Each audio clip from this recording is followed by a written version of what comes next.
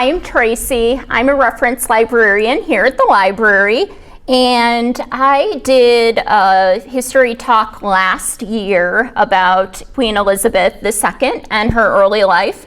And so this year I decided I would do another royalty presentation about Grace Kelly. She's from America. She was a star in Hollywood, and she became a princess.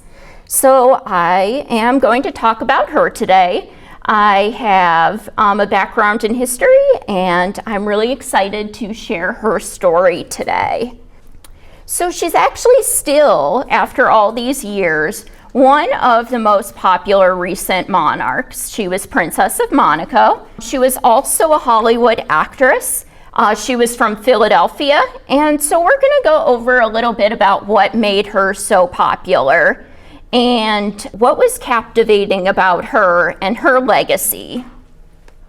Grace once sat down with a biographer and she said, "The idea of my life as a fairy tale is itself a fairy tale." So even though she met a prince and she was Hollywood royalty before then, her life wasn't as simple as it seemed. She was actually born November 12th, 1929, and by this point, the stock market had just crashed. And she actually was in a family that was really unaffected by that stock market crash. They were very wealthy and still doing well at that point. And she was actually named after her Aunt Grace, who died at 22. And interestingly enough, that Aunt Grace aspired to become a Hollywood actress. She was born at Hahnemann University Hospital to a wealthy Catholic family, and she probably would have gone on, like her sisters, to marry someone of high social standing. And she was from the East Falls section of Philadelphia, on the northwest section of the city, right by the mainline suburbs.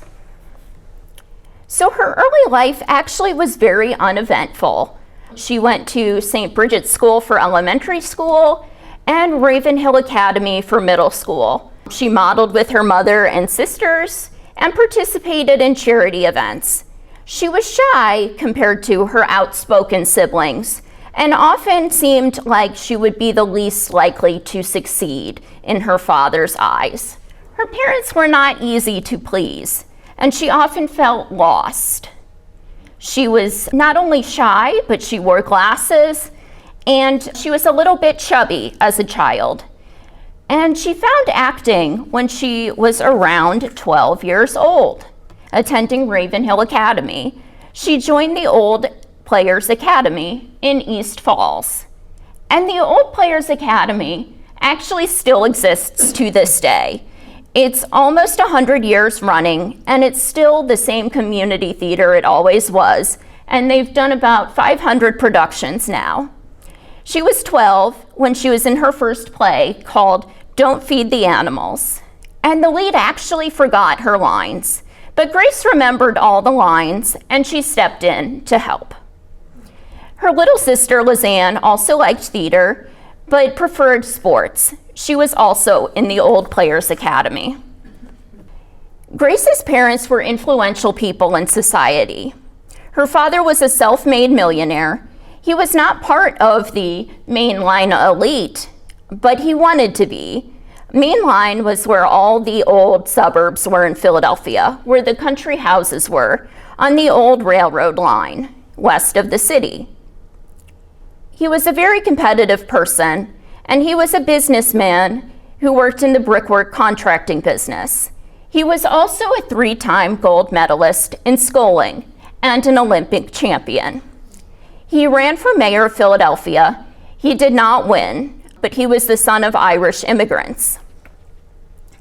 Her mother, Margaret Major Kelly, was a graduate of Temple University, and she was the first coach of women's athletics at UPenn. She was also a former cover girl. She demanded obedience. And Grace's sister, Lizanne, said her mother was a little bit cold and would not spare the rod. Grace had 3 siblings. 2 of them were older. The first one was her older sister Peg, or Margaret Catherine Kelly.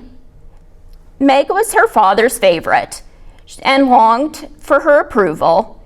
So Grace sold flowers to passer buyers for her mother's pet charity, and with Peg, she would raid neighbors' gardens to get flowers. Little did they know that the neighbors probably did know that they sold them back to them the next day, but the neighbors never said anything. And Grace really looked up to Peg. Her older brother was named after his father, John B. Kelly Jr., but they called him Kel. He was trained very hard by his father in sculling, and he was a Navy World War II medalist, or veteran.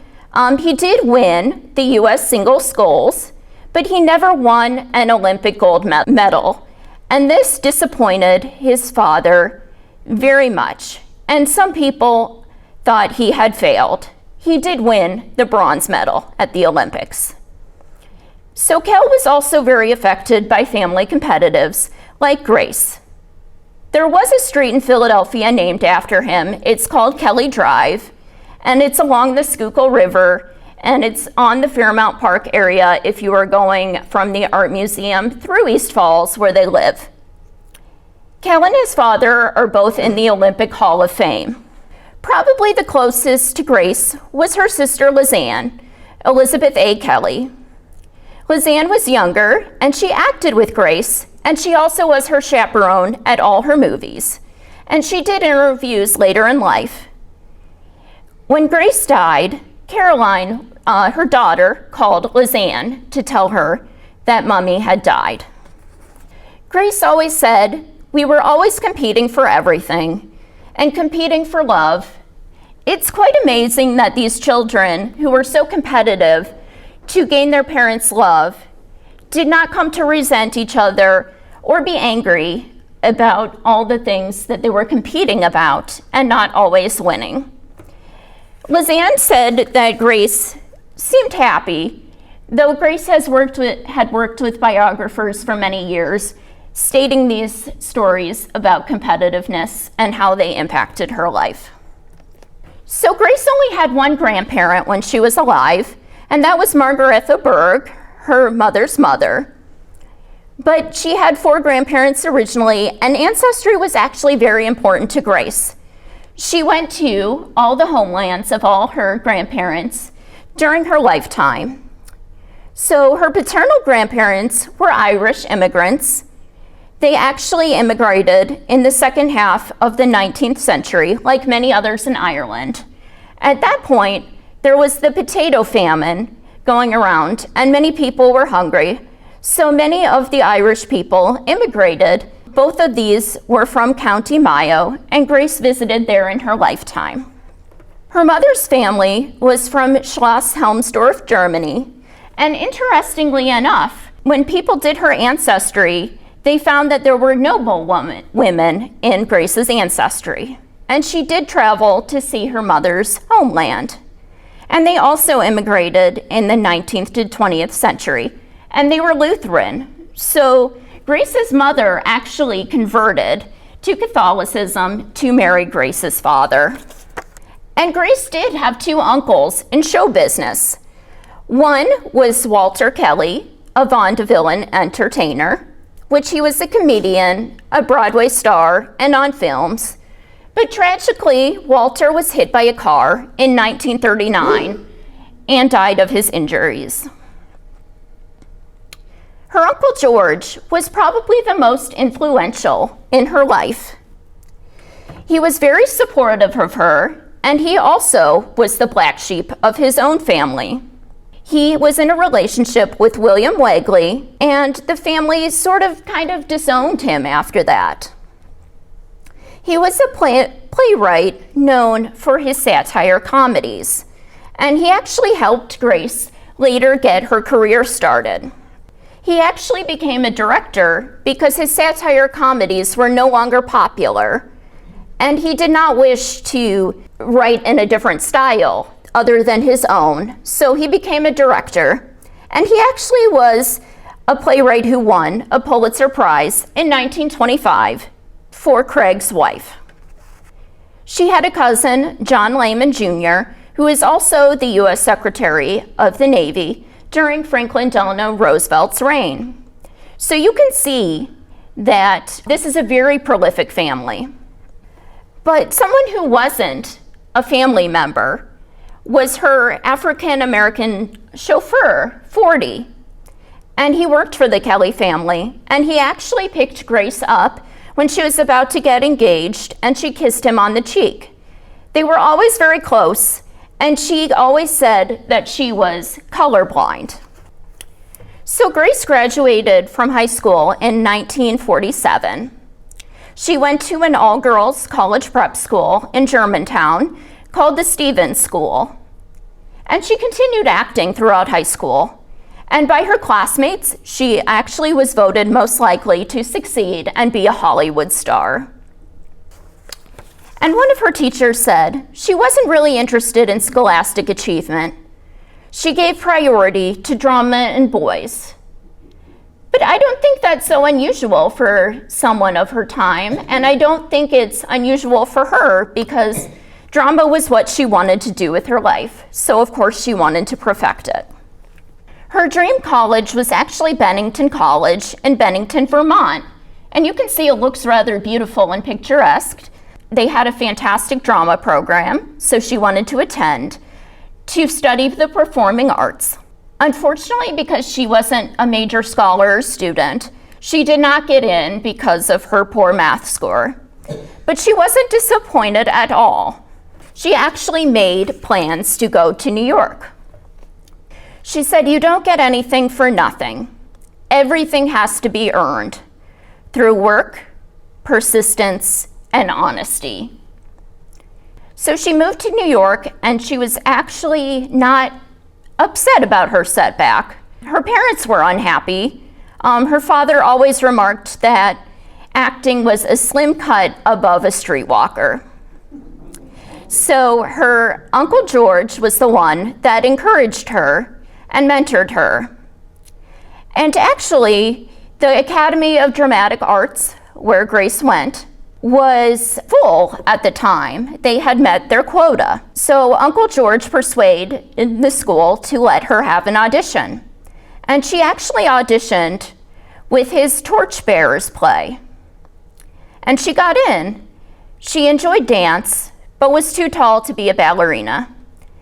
And she did not accept any money from her parents. She paid her own way through school. She was going to prove to them that she could make this work, and she could do it all on her own. But they did make a deal that she would live at Barbizon Hotel for Women, which she loved very much. And actually, actresses like Liza Minnelli and Joan Crawford also went to live at the Barbizon Hotel. And she said it was the best years of her life, and some of her best memories were there. But her mother still didn't believe in her and thought that there might be a time where Grace would come home and it would never amount to anything. She said, "It's not as if she's going to Hollywood after all. It'll never amount to anything. Like they would see her in 6 months because she wouldn't get any roles." And at first it did seem that way. She did really struggle to get roles. Directors thought she was too tall, too leggy, or too chinny. She was too nasal, and they also didn't like the Philadelphia accent. So she took diction lessons, and she also wore clothespins on her nose. And something that probably impacted her being too nasal was she did grow up with sinus problems, although it didn't hold her back. So now we're going to introduce the man that probably made Grace Kelly. And he was a director and teacher and author, Don Richardson. He was 9 years older than Grace, and he was one of her teachers at the Academy of Dramatic Arts. They dated for 2 years, and it began in 1948. And he got her first agent. He got her to eliminate her Philadelphia accent, and he got her the role in her first Broadway play, The Father.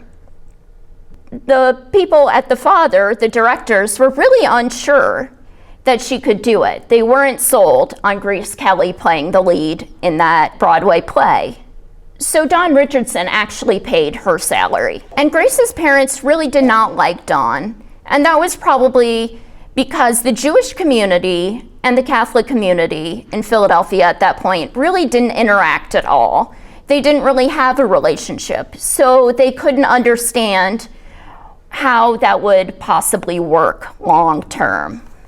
She gets her first TV role, even though she's really interested only in Broadway.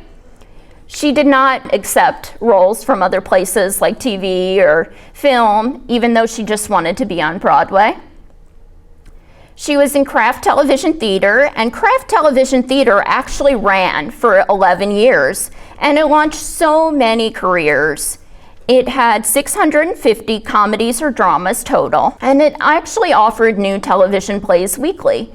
So this really helped Grace's talent for being able to memorize lines so easily came in handy because she had to learn a new television play each week.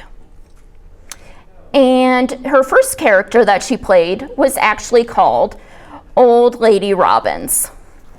Her first stage role was in 1949, and she auditioned for as many roles as she could.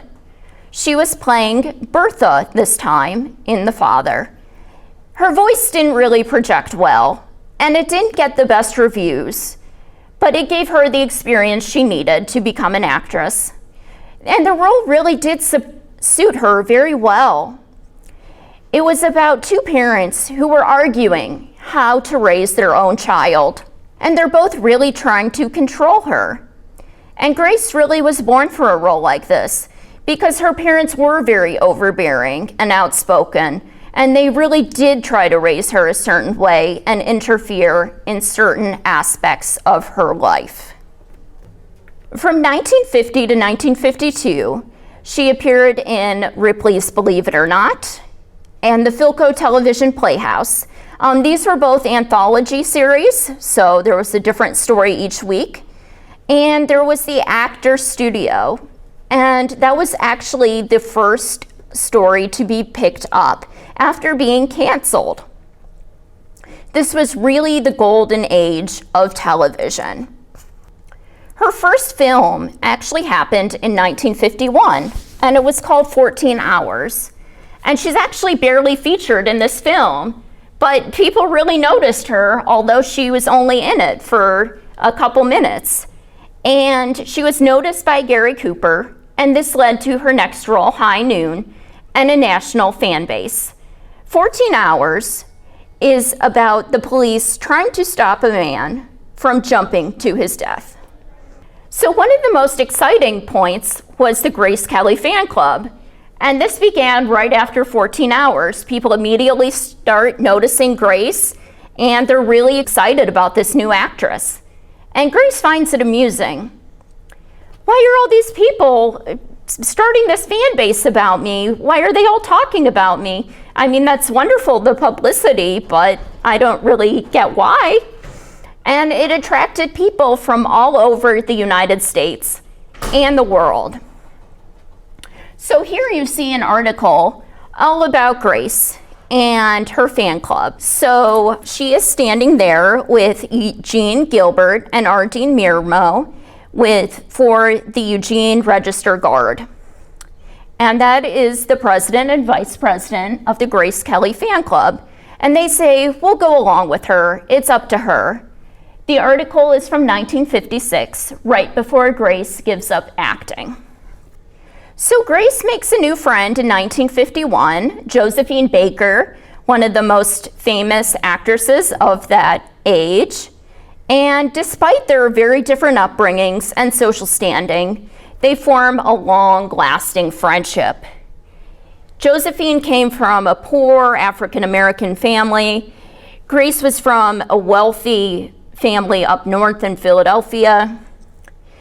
So on October 16th, 1951, they are both at the Stork Supper Club, and they do not know each other at this point. But Grace notices it's taking hours for Josephine to be served. And everybody else is getting served at the supper club. And so when someone goes to complain, The club owner, Sherman Billingsley, states, "Who let her in?" And Grace stood up with several others and left in protest. Josephine was going to file with the NAACP against the Stork Club, and she very much succeeded. Many people supported her, and they went out with picket signs and started rallying on Josephine's behalf. And that night, they got to know each other, and they formed a long-lasting friendship. And in 1952 to 1953, Grace's career is starting to take off. She's in High Noon, which is a Western film where the town marshal decides whether to face a gang by himself or run away with his new wife. And Grace is that new wife. The film is nominated for many awards, and it is filmed in California. Next, she was in Mogambo with Clark Gable and Ava Gardner, who became one of her closest friends as well. And it's about two women fighting over a big game hunter in Kenya. And Grace wins Best Supporting Actress. And neither Ava or Grace were first choice for that role. And she still acts on stage and TV through all this film shooting. And here's Grace with her award and with Ava Gardner and Robert Taylor. So after High Noon, she wants to be taken seriously as an actress. She wants to get more roles. And so she goes to Stanford Meisner, and he has a whole acting school, and he taught many famous stars, but she takes private lessons with him. And she also gets a 7-year contract with MGM Studios. But she learns from Stanford Meisner how to train her emotions and react in the moment. In 1954 to 1956, she reaches critical acclaim, and these are her final films. And it's the peak of her career before it was cut short by marriage. It's so unfortunate that her career was cut short because it was just getting started. And she had only been in the industry for about 7 years. And she's briefly engaged to Oleg Cassini. He's a fashion designer. You may know him for designing for Jackie Kennedy. He was also a Russian who worked for Paramount Pictures, and he was twice divorced. But he got Grace with flowers and gifts. Her parents really disapproved of him. They pretty much persuaded her not to marry him. He was a little jealous of some of the relationships she had with some of her male co-stars, like Bing Crosby. And Grace really had to learn to weigh her options, whether she weigh love and losing her family, because her parents did not want her to marry someone that wasn't Catholic. In the end, Grace chose her family. So here's the man you probably all know Grace for working with. He found her, Alfred Hitchcock found her through her taxi screen test. And he found her different than other actresses that she had, and he used her as the leading lady in 3 of his films. He really was the master of suspense, and Grace really was different from a lot of the other actresses he would have seen, because she came into interviews and auditions wearing a suit and her white gloves. And he was never really able to replace Grace after he had to stop working with her. She really was the perfect person for him to work with. They got on so well, and a lot of people found Alfred Hitchcock short and had a temper, and Grace didn't find him that way at all. And he got over 46 nominations in his career. So the first film that Grace did with Alfred Hitchcock was Rear Window, and it was in 1954 with Jimmy Stewart. And he was a bored photojournalist confined to his apartment who had no choice but to observe neighbors. And he actually witnesses a murder. Grace turned down Waterfront for doing Rear Window, and it was all filmed on set location to depict Greenwich Village. And of course, Grace loved New York, and she plays Lisa Fremont. And you can just see by that film how captivating she is and intriguing. And the next one she did was called Dial M for Murder. And it was originally supposed to be The Bramblebush by David Duncan, but there were so many problems with the script that they actually scrapped it. And she also starred in the stage play. This would be in 1954 with Ray Milland and Robert Cummings. And it's about a former tennis star who arranges the murder of his adulterous wife. You'll see in the video that she is going to be wearing a white nightgown. Alfred Hitchcock offered her an extravagant robe, and she told him she would never wear that and asked if she could wear the nightgown instead. And he agreed. They also were going to make this film in 3D, but it did not work out. It didn't look great. People were leaving the cinema, so they dropped the 3D part of it. She's actually rumored to be dating Ray Milland at this point, but he did not end up divorcing his wife, so they cooled things a bit after this movie.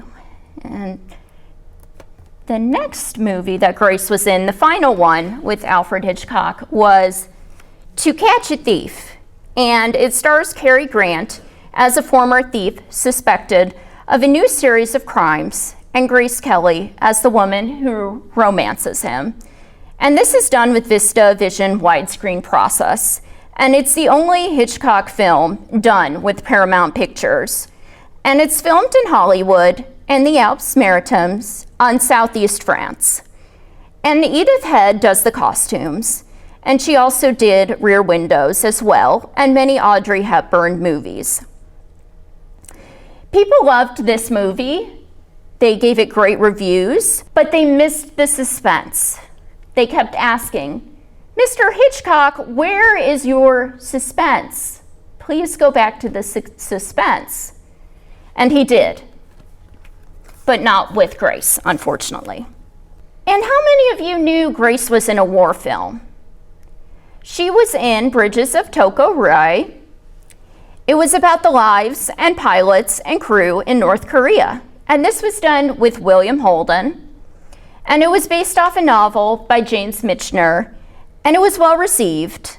And it won 2 Academy Awards, one for Best Screen Editing. And the mission was a success in the movie, but it's obtained heavy losses.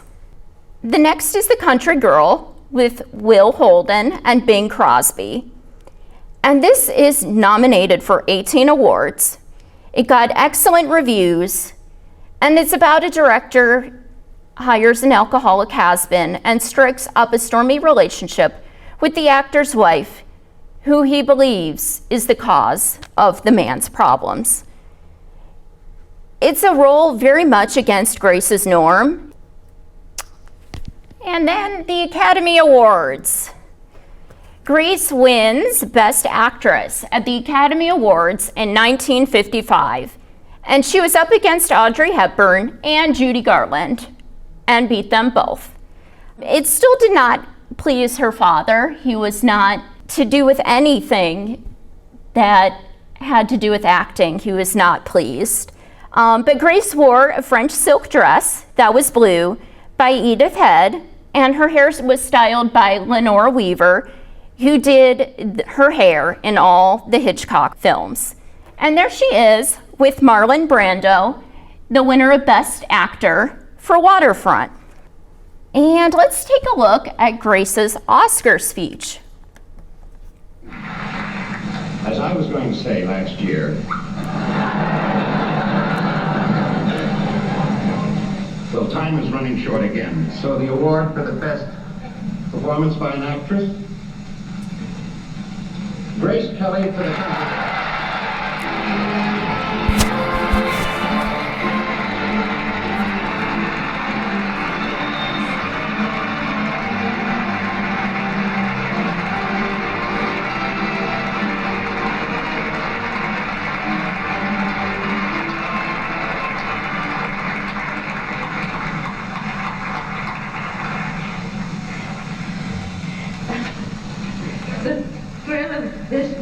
keeps me from saying what I really feel.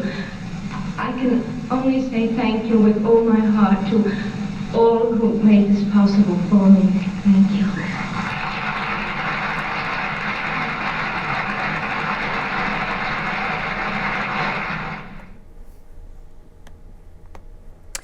But even though she won the Oscar, she never really felt at home in Hollywood. And later she would recall, "I never really liked Hollywood. I found it unreal and full of men and women whose lives were confused and full of pain." She much preferred New York. And she ended up going to the Cannes Film Festival. She was on the delegation committee, and she did not want to go. But her agent Rupert Allen and Jean-Pierre Armand begged her to go. And when she got off the plane from Paris, she took the plane from Paris to Cannes on Le Train Bleu, and there she met Olivia Havilland and her new husband, who was writing for the Paris Match. And they thought, wouldn't it be really interesting if Grace Kelly met Prince Rainier? I think he's looking for a wife. And even though Rainier had a few wild affairs before Grace, he was not tied down, so they decided to see if that would be an option. So Grace called MGM and asked if it was okay if she met the prince, and they said it was okay. So she ended up getting invited to the palace to meet Prince Rainier, and he took her around the palace and to his zoo. And they really enjoyed their time together. Sparks didn't really fly at that minute. They enjoyed their time together, but it didn't happen immediately. And they started to exchange letters. Grace wrote to Rainier thanking him for having her to the palace and that she enjoyed her meeting. And he wrote back saying he did too. And they realized they had a lot in common. It was actually, they were laughing because as soon as the meeting occurred and there were images out, the press got a hold of it, as you could see it does in the United States, and they were laughing about it. They said, well, we're not a couple, or this is funny. And so that kind of became a back and forth icebreaker for them as well when they were writing their letters. And so they formed a friendship, and they realized they had a lot in common. Grace was trying hard to please her family and please the people in Hollywood. Rainier was trying to please the people in Monaco and his family. So they did have a lot in common. And so after a few months, Rainier comes to Philadelphia when Grace is visiting her parents for Christmas, and he proposes at her parents' house. And on January 5th, 1956, they announce the engagement, and they do a press conference at Philadelphia Country Club. She received 2 rings for her engagement. The first was a temporary engagement ring with diamond and rubies. And the second one was a 10.5 carat emerald cut diamond set in platinum, and it was made by Cartier. And it appears in her final film, High Society. They had a party at Waldorf Astoria in New York to celebrate their engagement. So High Society is actually released in 1956 after Grace's wedding. And it was the perfect swan song for her. She plays a socialite who is about to remarry, but her ex-husband wants to convince her that she is still in love with him. And it's a musical. Grace actually gets to be in a musical. And there's rumors throughout this whole production that Bing Crosby and Frank Sinatra actually don't like each other at all, but they were actually kind of good friends. So that's kind of amusing. And she was only 26 years old in this film. She still had several entire decades ahead of her to be in acting. And this was one of the top grossing films of 1956. So, as always, there are sometimes sacrifices for a relationship or marriage, but Grace had several.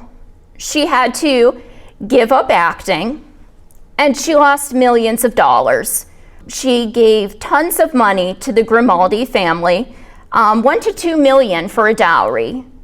Her father did not want to pay the dowry. He just kind of looked at the price like, that's crazy. And so she paid it. She paid the dowry. And it left her almost destitute. It wiped out almost her entire fortune. She left America, the country she grew up with. And being in the royal family, you don't always get to speak for yourself. You don't get to have a lot of independence. You don't get to choose what you do every day, even though at that point, Hollywood did have her really on a leash, sort of, with MGM, because they had so much control over the people they had contracts with at that time. But still, even so. So Grace actually had 2 weddings. In Monaco, it was required for the royal family to have a civil wedding and a religious ceremony. So she gets 2 weddings. For her civil ceremony, she wears a taffeta pale pink Alicone lace suit with kid gloves and a Juliet cap, and these are all made by Helen Rose of MGM. And afterward, they have their first outing at the opera before they have their April 19th religious ceremony. And she had a bodice with attached under bodice and skirt support, 2 petticoats, and attached foundation. She had a veil, and she had shoes that were 2.5-inch heels. They had seeded pearls on top, and she had a penny in her right shoe for good luck. She also carried a prayer book. She had several yards of silk and a couple hundred yards of silk net and Brussels lace. She had a cap with seeded pearls and orange blossoms. And after her wedding, that was at St. Nicholas Cathedral, she donated her dress and shoes to the Philadelphia Museum of Art, where it still exists today. And they drove off in a Rolls-Royce convertible. And I have a clip of the wedding.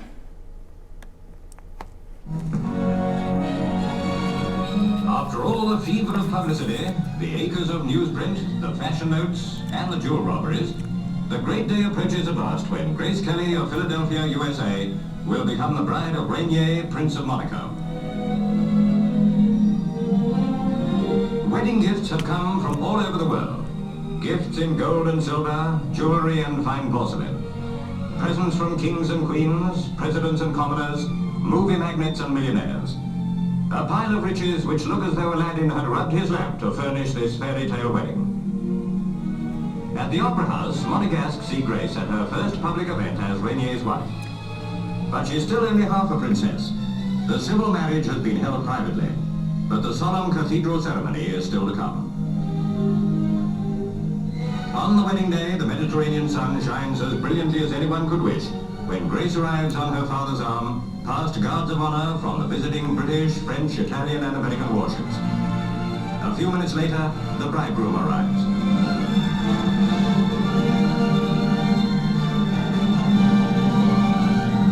Now, almost for the first time in months, the blare of publicity is silenced in the beauty and dignity of the nuptial mass.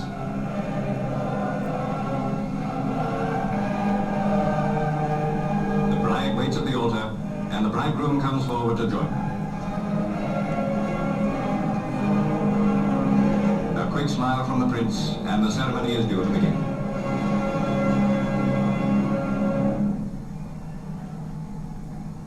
The Bishop of Monaco conducts the marriage service. Grâce Patricia, voulez-vous prendre pour légitime époux Rainier Louis Henri Maxence Bertrand, ici présent, selon le rite de notre mère la Sainte Église?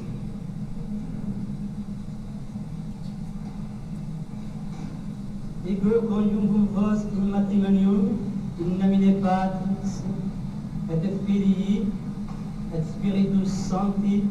Amen. Now comes the moment for the exchanging of rings. The bishop hands one to the bridegroom, who is a little nervous. Grace helps him put it on. Mr. and Mrs. Kelly watch as the young couple kneel to pray before receiving Holy Communion.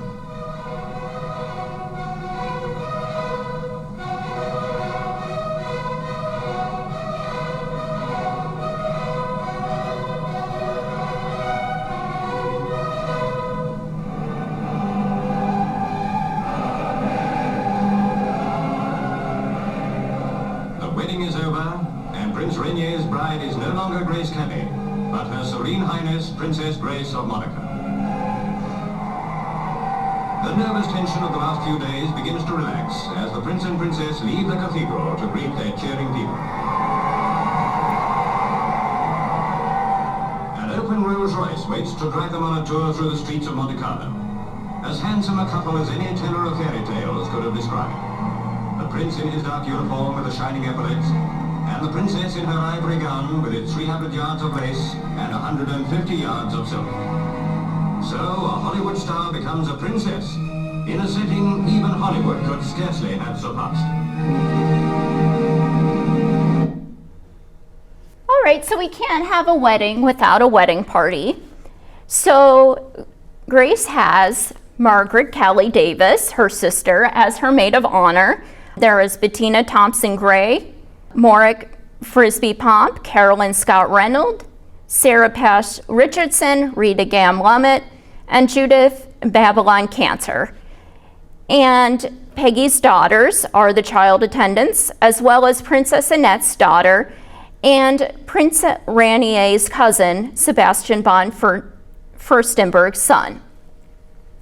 For the groom's party, there is Count Charles de Polignac and Kell, and 4 spiritual advisors. Unfortunately, Grace's sister Lizanne was unable to make the wedding. She was 8 months pregnant with her child, who she named Grace.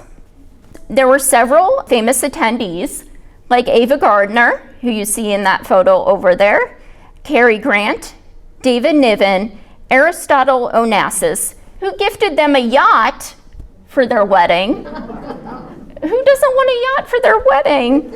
And there was Gloria Swanson. And unfortunately, Frank Sinatra couldn't make it, but they had lots of other Hollywood stars there. And they went on their honeymoon on the yacht to a 7-week Mediterranean tour, all over the Mediterranean. And they went to one of my favorite places, Madrid, over there, as well as many others in Italy and France and Spain and the Galapagos Islands as well. So she had to change her life after the 7-week honeymoon. It was all a life of charity and cultural work. Charity work she probably would have done in Philadelphia or with Hollywood, just because charity is a part of it. She dedicated herself to good causes, and she really had to maintain a good public image because the royal family always tries to maintain a good public image for the people's support. And she still has a legacy that goes on today. She was a fashion icon and film star. Everyone still wants to see all her movies, especially the Alfred Hitchcock ones. And she helps others achieve their dreams. We have the Grace Kelly Foundation. Some of it is based in the USA, and they help aspiring actors and actresses.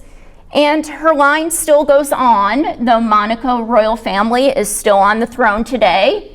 Her son Albert is their prince right now with his wife Charlene. And we have several recent, within the last 15 years, wedding dresses that were inspired by Grace's. And the one in the top left is her granddaughter-in-law, Beatrice Baremo, in her wedding dress. Grace's daughter Caroline's son Pierre married her.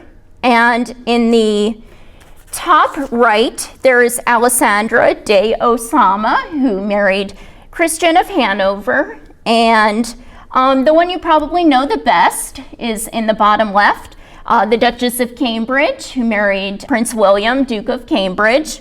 And next to that is their cousin, Princess Diana's niece, Kitty Spencer, who got married during the pandemic.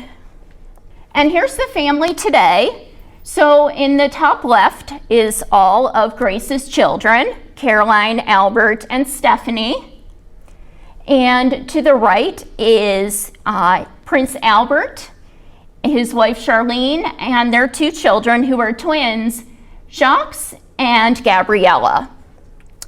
And the bottom portrait is just a generic family portrait from the Monaco Rose Ball that they do almost every year.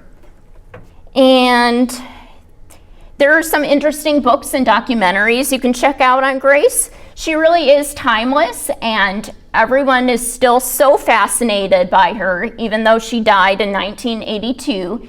People still are interested to hear about her all the time. And I really hope that you enjoyed it. All right. Thank you.